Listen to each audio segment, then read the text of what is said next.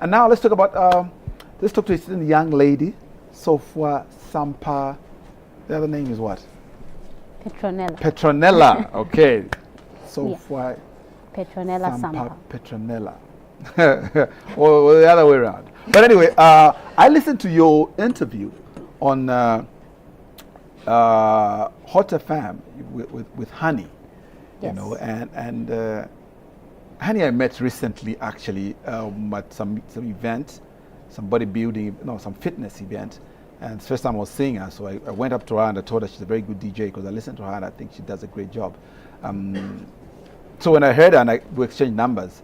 So when I heard you that day, I said, "Oh, well, this is Honey." So I sent a text and told her, "Look, I'm really loving that interview, very inspiring. I would love to talk to that lady."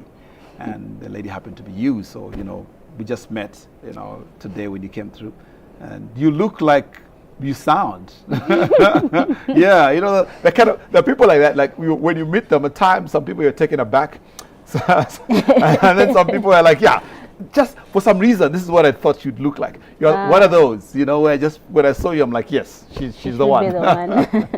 Okay, so you are interesting because your story, I think, is very interesting. So tell us a bit about your school. Where did you go to school? Your grade 1. I started my nursery school at a school called TIC Nursery School then. Okay. Right now, there's even a secondary. I think there's even a university. Oh. Yeah. Where was that though? In Lusaka? Within Lusaka. I've done all my school in Lusaka. Oh yeah, Lusaka kind of babe. Okay. Yes. All right. So Yes. So your secondary school? Yeah, I did my primary at Mary Queen of Peace Girls School. And then I did part of my secondary at Chick again. Then I later went to Rosebank, which is a school in Chilanga. Okay. Yeah. Tell us what happened to you when you were in grade 11, is it? Or when you were 17, actually, when you were 17. Okay. Something I haven't mentioned is I am blind. So I wasn't born blind because I think even from the schools I've mentioned, there are no blind people there. So I lost my sight when I was 17 on the 25th of November, 2009. I had meningitis and the doctors said it was because my optic nerves collapsed. So yeah, that's what led to the loss of my sight. And I also became partially deaf on my right ear during the same period. Okay. Now let's talk about that because, you know, meningitis, first of all, is a very dangerous disease. So we've heard a lot of people dying from meningitis. So yeah, it's good you survived. But tell us about that period when what happened when you say your nerves collapsed. Did you physically collapse as well? No. Okay, so what happened is I was born with HIV. Okay. So I struggled a bit with adhering to medication from the time I discovered I was living with HIV. So it was a challenge taking medicine every day because this was a period when I never used to take medicine, and then now I'm taking medicine. And I used to live amongst my fellow young cousins, and they were not taking medicine. So I used to wonder why I was the only one and why the emphasis on me taking medicine at this time. And so I had challenges adhering and even just accepting that I was living with HIV. So when I went into boarding, that was even worse because some of my friends found out that I was on ART, and it was a bit hard on my part because adjusting to hanging out with friends and also just getting along with people. Wasn't there a bit of stigma as well, though, when I think the most stigma I experienced was within myself because I think the understanding, because for me at that point, HIV to me was related to sex. Yeah. So for me, I took it like, okay, I'm only 13, 14 that time, so I don't have a boyfriend or anything like that. So how did I get it? So there were all those young baby questions that were in my head that I was wondering what was going on in me. And during that period, I remember there was a point when I can't remember very well, but I remember that one of my friends found out about the medicine, and I got to a point where I had to throw it away, and I never took my medicine for 3 months, which led to me now getting more ill because I started getting sick now. Then I had TB. So Rosebank was a boarding school. So I moved out of boarding school and went into a day school so that I could be monitored by my aunt and uncle. So at that point, because the medicine I was taking then, I became resistant. Yeah, after having stopped. Yeah, for after months. having stopped, and also the TB that came in. So they had to stop me on that medicine and put me on what we call the second line medicine. So when I started taking that medicine, I had difficulties adjusting because it was quite too strong, and I had a lot of problems. They were too big for me. Those were my complaints. To swallow. To swallow, yeah. Okay. And I got a bit of a challenge taking them every day. It was like, why should I take this? So I actually gave up on life, and I told myself, I think, this is time for me to just die. Wow. And thanks to my family, they were very pushy and they wanted me to survive. So they made sure I took my medicine. And during that same period, I think that's the time I had the meningitis. Because what happened is I collapsed. I was about to go to school. I was heading to school actually because I was in my uniform. So then they rushed me to the hospital. Whilst I just remember, the next thing I remember is that I was in ICU and I'm being told I'm in hospital. And I started that was in September 2009. I started treatment in October, and in November on the 25th, I lost my sight. Okay. Was it gradual? Did you notice that something's happening to my eyes? No, it's not like it started going like every day. It just suddenly went for me. Yeah, I could feel it that, okay, because my hearing was not good at that point, because I think when I collapsed, I think I hit my head too much, so I think I damaged my hearing.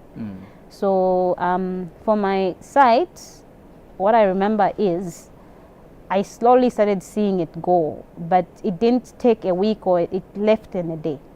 Left in a day? Yeah, like it just went. I just remember today I can't see, like, because I remember talking to one of my aunties, and I remember saying, can you open the curtains because it looks dark, is there an eclipse here or something like that, because it just went black.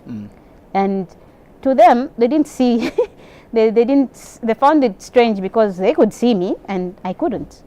Yeah, so I panicked and I started screaming, and it was it was strange because this person here I'm seeing, and then the next thing I can't.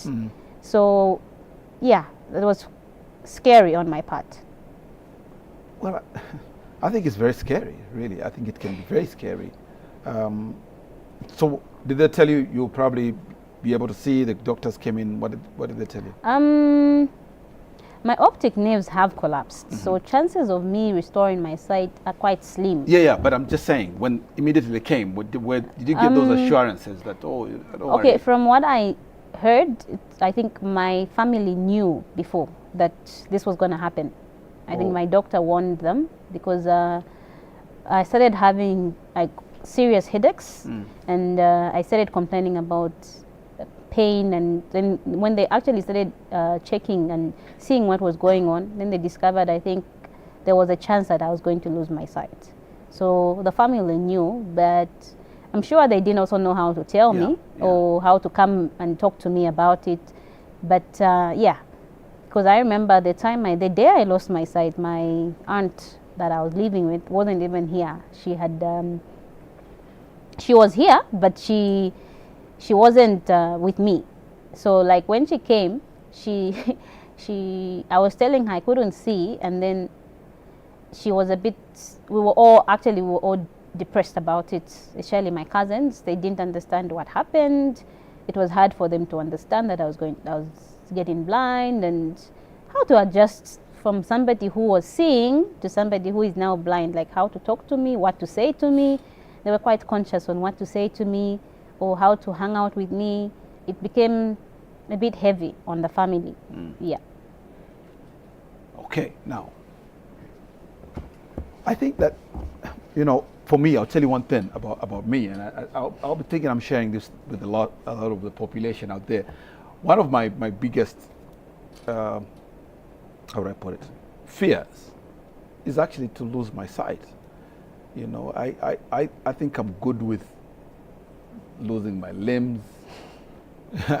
I'm good with losing speech, you know, smell, whatever else. but I'm like, please don't touch my eyes. Because I can't imagine not being, for lack of a better word, being in the dark. Because you're not saying anything. It's like you're saying, the curtains have been drawn, you know. So I'm really thinking must have been quite the struggle there. So at times, because meningitis is with us, there are some people right now who might be suffering from it. There are some people right now who are being told that, you know what, you could go blind. Slowly they're losing their sight.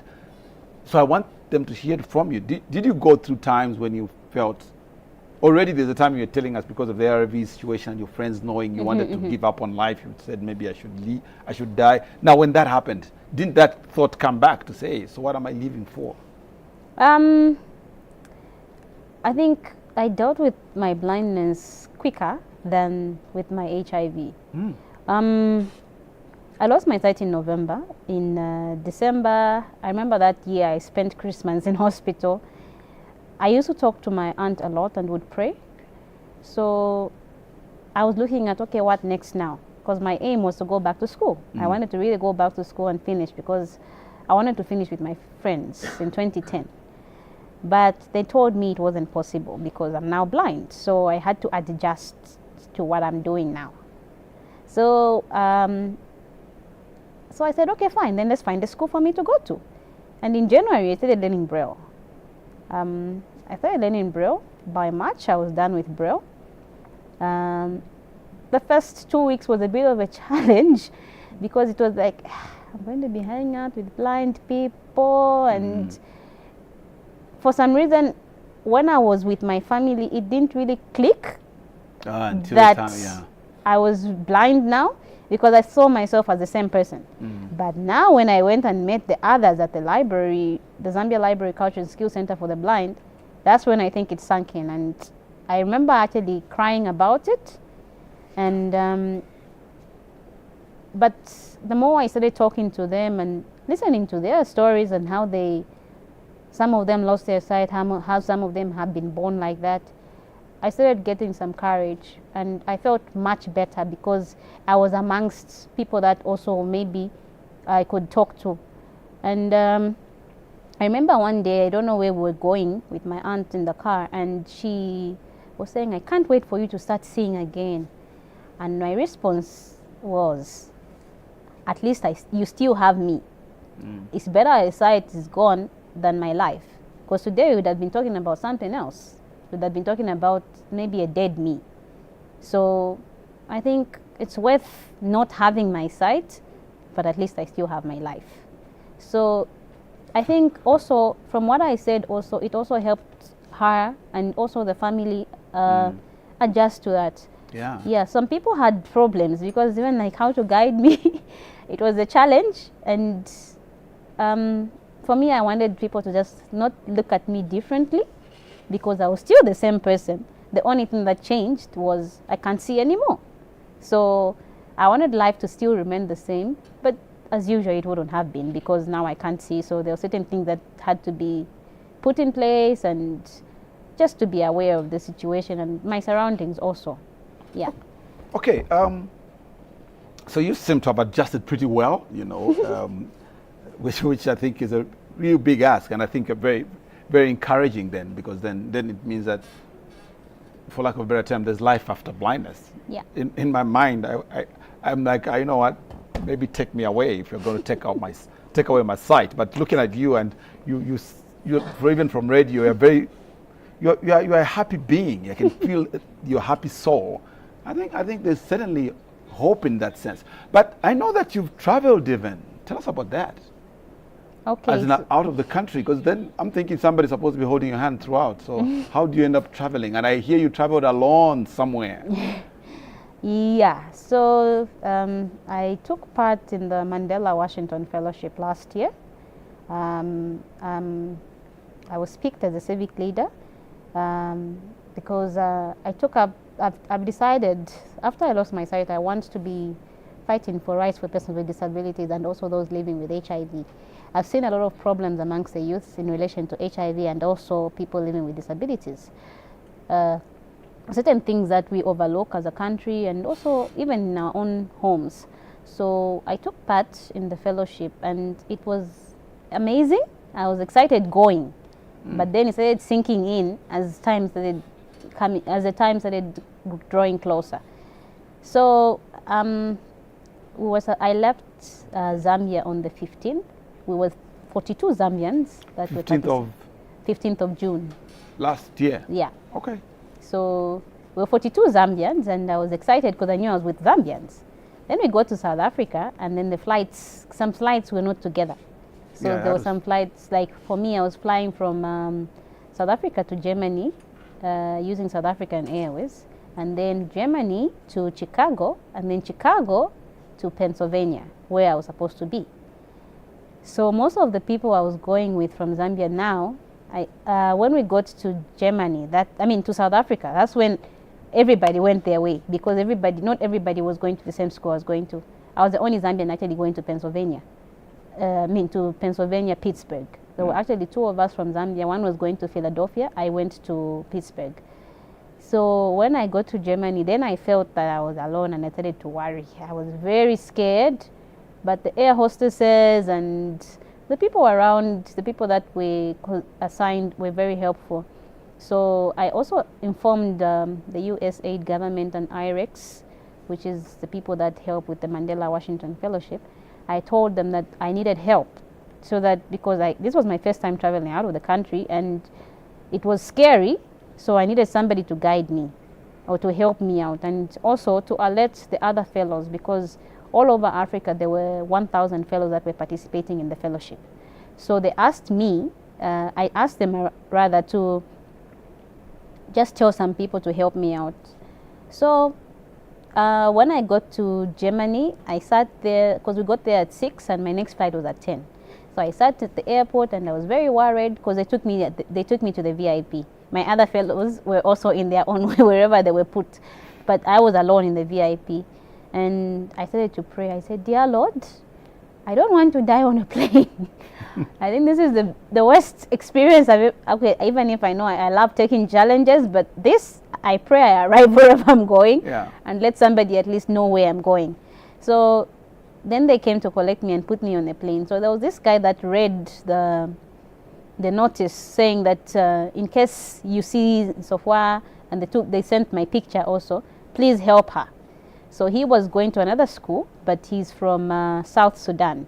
So he said, "You and Sofwa?" I said, "Yes." "The blind girl?" I said, "Yes." And I was not wearing my glasses, but I had my stick, my walking cane. And he was like, "Oh, okay." And he held my hand. I'm like, "Yes, I am blind. I cannot see anything." No, here, let's pause there for a while. Let's just remove yours. Yeah. So see how she looks like. Yeah, so it's very difficult to think that she's blind, isn't it? Yeah, most people don't have a lot of problems accepting that I can't see. I have a lot of confrontation over that. So as we were going, he rushed me because we were actually late. My flight was actually almost leaving. So we checked in because we had to recheck in Chicago so that I can get on my flight. So I just got on, he rushed me, and then we had some fights. This man wanted to put me on a wheelchair. So I sat on the wheelchair. I said, "Look, my legs are fine. Okay. It's my side. So please, they're not helping me by putting me on a wheelchair. I'm actually late. They're going to make me miss my plane." So I said, "Let's just run." So he was like, "No, but this is protocol." I said, "Look, I think your boss will understand that my flight will be late. I think your protocol can hang for now. I'm better off getting on the flight." So I got on the flight. Just immediately I got there and the plane started off. I was like, "Ah." Yeah. And I got there and I sat. I used United Air, now getting into Pennsylvania. So I sat there and I was like, "Dear Lord, I hope there's somebody going to the same school in this plane." So the person I sat next, I think, noticed I was panicking and I was very nervous. I was breathing heavily, and he was like, "Where are you going?" I said, "I'm going to Pennsylvania, to Pittsburgh." "Oh, okay. Do you have a guide?" I said, "No." I said, "You know I'm blind?" And he said, "Yes. You have your walking cane." And I said, "Oh, okay." he was a white man. So I said, okay. Then he was like, no, don't worry, I'll help you out as you come out of the plane. I said, okay. So in the back, there were two of my friends from Zimbabwe who were also on the plane. And we didn't know each other. Like, we're all going to the same school, but we didn't know each other. But you can know, yeah. So when the plane landed, then they said, if we have any people with disabilities, let them be the last people to come out of the plane. So I sat there. And then he came, one of my friends, the same person, his name was Jeremiah. Jeremiah came and asked, hi, do you need any help to get out of the plane? I said, no, they'll help me out. Okay. Another one came. His name was Jasper. Jasper also came and also asked the same. I said, no, don't worry. So he said, the guy that was sitting next to me said, no, don't worry, I'll lead her out. So just when before I could leave the plane, the air hostess came. She said, no, don't worry, we'll take her, because she's a Mandela Washington fellow, so she's supposed to be taken to her people. So they laid me to my people, and I was very excited. I was at least calm. So you arrived, you're in the U.S. now. Maybe just give us, what are some of the memorable moments that you had there, while you were there? Okay, I think the most memorable moment is when I got onto the roller coasters. That was a challenge. No, but I want to understand you, because I know why a roller coaster, for instance, is memorable for most people and scary, because you are able to see that you're about to crash, but you're not going to crash. So how is it memorable for you? Because I could feel it, and I could hear myself scream.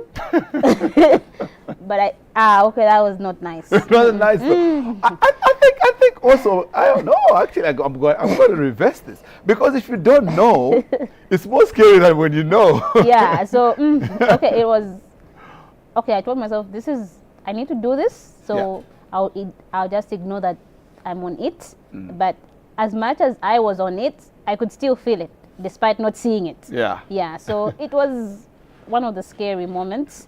And also meeting different people from different African countries, I think was one of the most amazing thing. I learned different things from different people within my African friends, and also even from the American people, how they deal with, for me, my interest there was disability. So how they cater for people with disabilities, how are they helping people with disabilities, how are they helping people in the health sector, for instance, people living with HIV, what have they done, and what can I learn from them? So it was a very good experience for me, and I enjoyed it, and I learned a lot, because I learned that one of my greatest one of my greatest lessons was that to be a leader, you don't have to be the one to direct, but you have to serve, because serving helps you also work with your people, because you're working hand in hand, and they listen to you, you listen to them. Because mostly, one thing is, when you're in the leader, you think you know everything, when it's not always the case.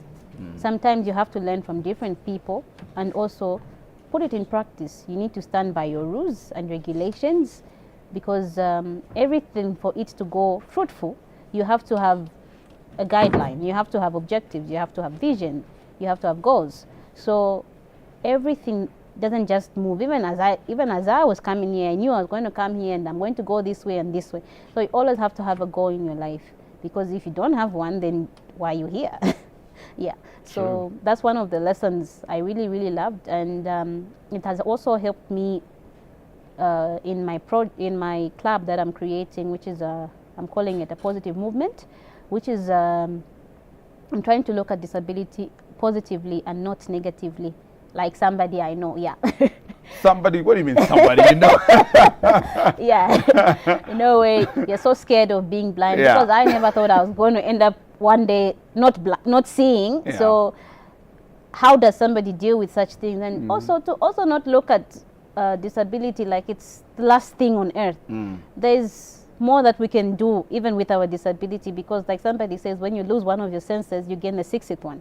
So you learn some strength from it. So for me, that's how I'm looking at it. I'm trying to also work with people with disabilities to stop feeling sorry for themselves, but to become more empathetic with the way they deal with their lives, and to become more helpful to society, and Like the only way we can do that is we also involve ourselves in life. Yeah. And like sitting down and expecting everything to be done for us. Well, most people sit down and actually just extend the hand. Yeah. Somebody should give them money. Yeah. Okay. All right. Again, I think your story is very inspiring. But let's talk about you personally, though. You, like I said, you kind of sound interesting on the phone. And you know how humans, as human beings, when somebody sounds good on the phone, you expect that then they look good.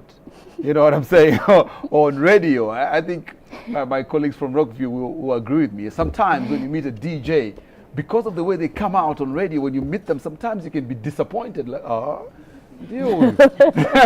Well, sometimes you can be like, yes, hey, this is what was in my mind.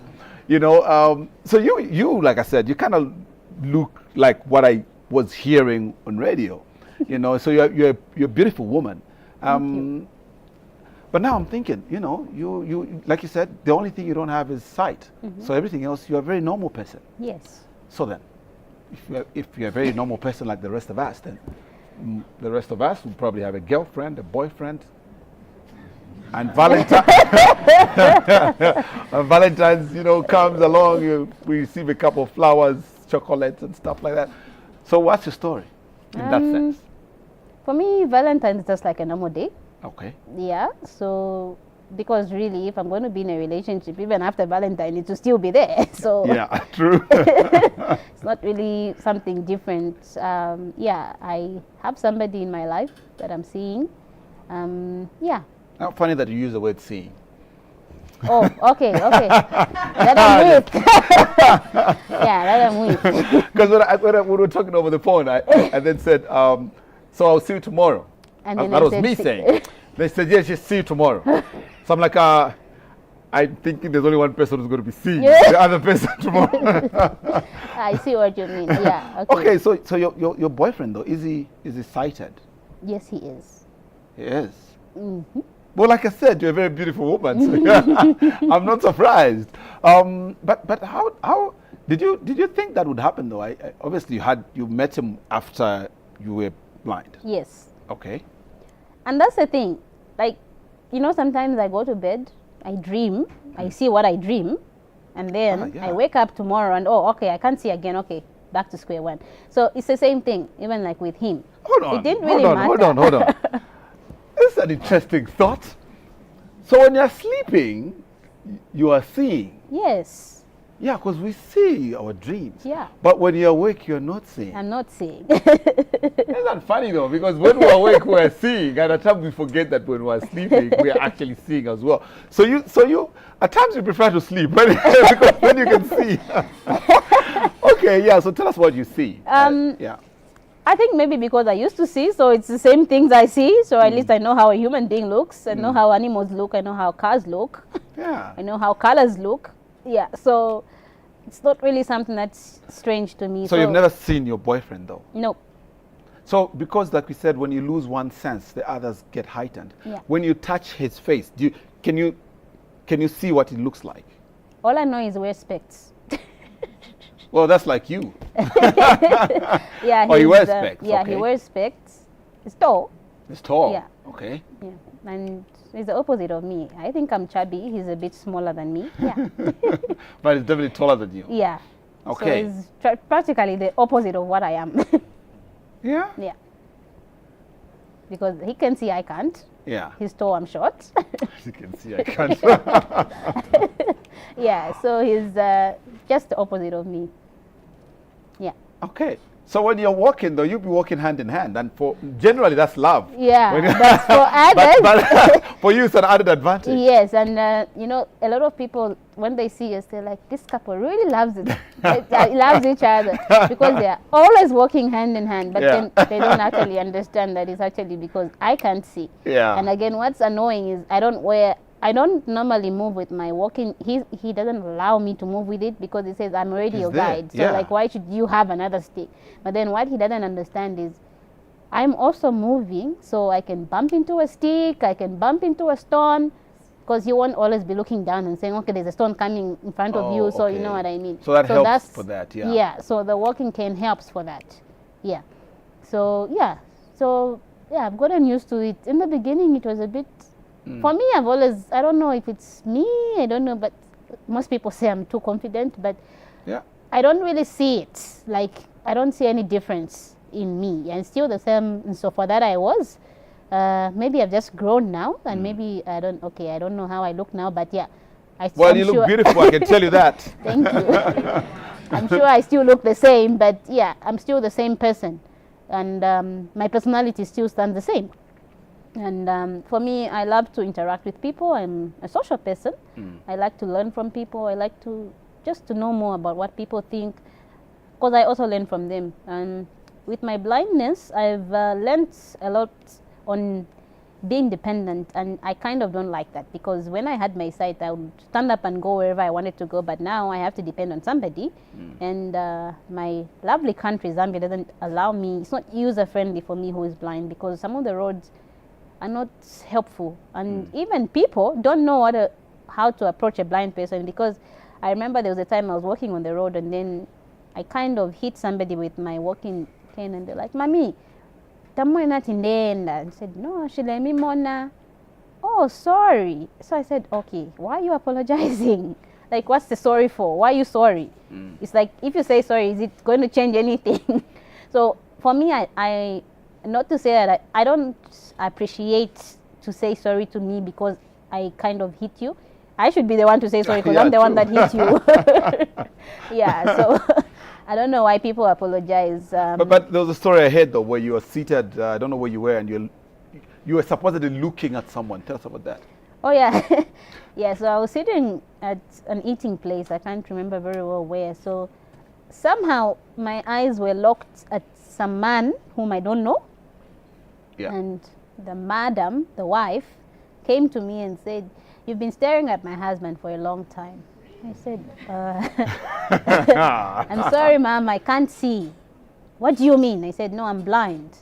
So she was like, "Anyway, look the other way." So I said, "Oh, okay, I'll look this way." Maybe it'll change something. So I said... So I suspect she didn't believe you. No, she didn't. So when I stood up, when my aunt came to get me, she looked like, what's going on? Is she really blind?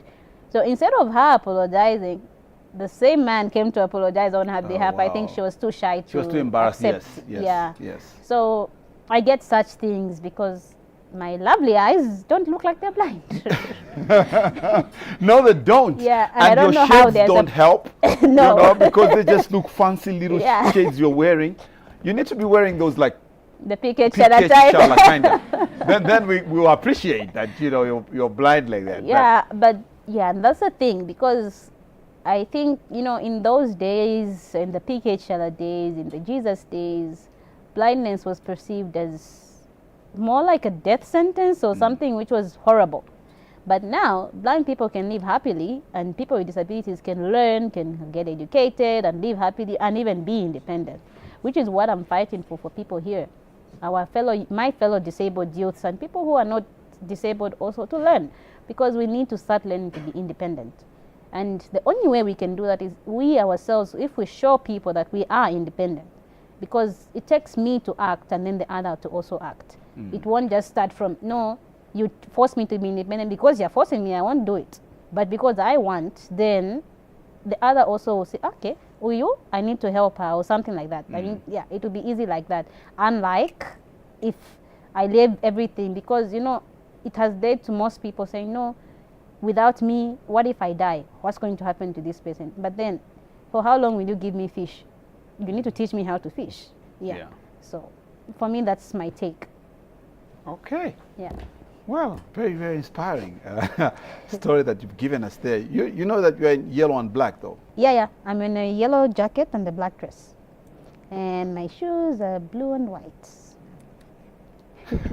I know my things. So do you ask, but do you have preference for certain colors that you...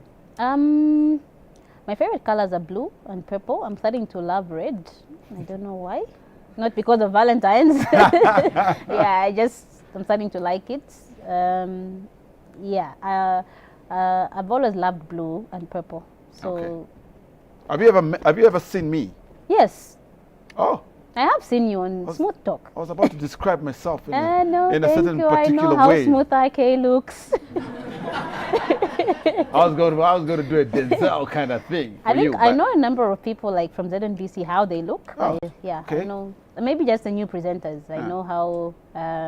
I know how Doreen McCann looks. Francis Ndovi. Those. Yeah. Yeah, Okay. I know even what's her name? Patricia Ellis Pomolo. Yes. Yeah. I know The how she colored, looks. our white lady. I know how she Okay. looks. Yeah. Yeah, we call her that. Yeah.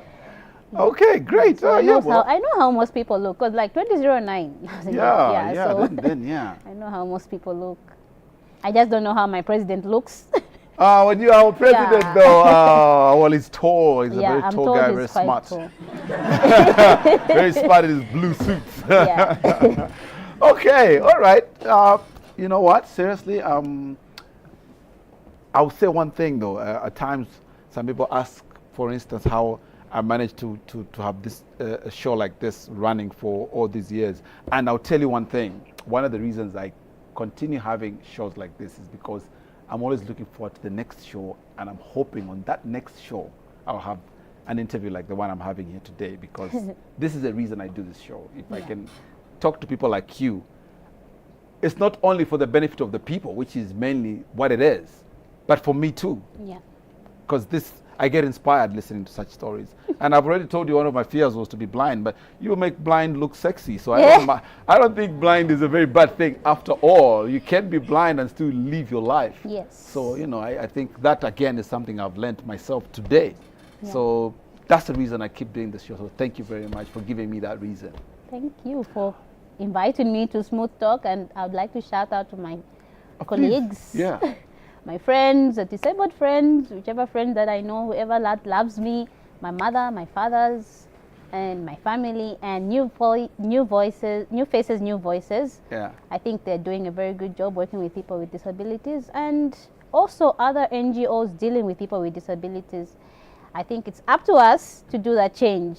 So I think I've given you the challenge, Zambia. You need to do something for that person. You need to help that person. Yeah. Okay. Make them look like me.